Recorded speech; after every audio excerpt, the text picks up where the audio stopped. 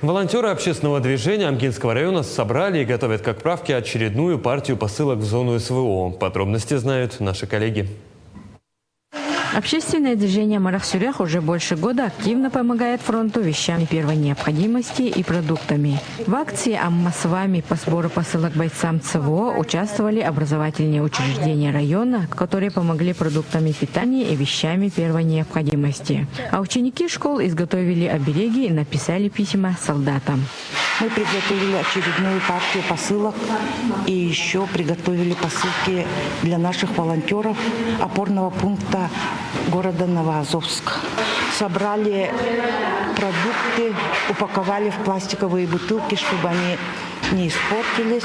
Также мы отправляем колбасу сырокопченую и мясо копченое, которое приготовил наш земляк Николай Борисов.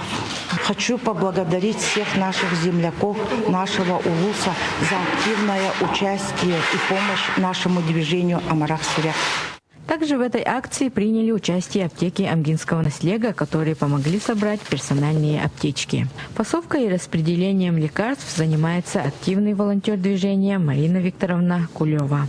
Аптека номер 7, «Знахарь» и «Здоровье плюс» спонсировали нам лекарства для бойцов, антибиотики, обезболивающие, перевязочные материалы, хлоргексидин для обработки ран. Вот немножко влажных салфеток.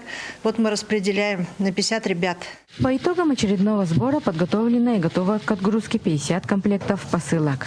Стоит отметить, что до этого было собрано и отправлено в зону СВО больше 30 партий. Волонтеры призывают население и организации дальше также активно участвовать в акциях помощи бойцам. Тамара Сметанина, Михаил Мушанов, Амга.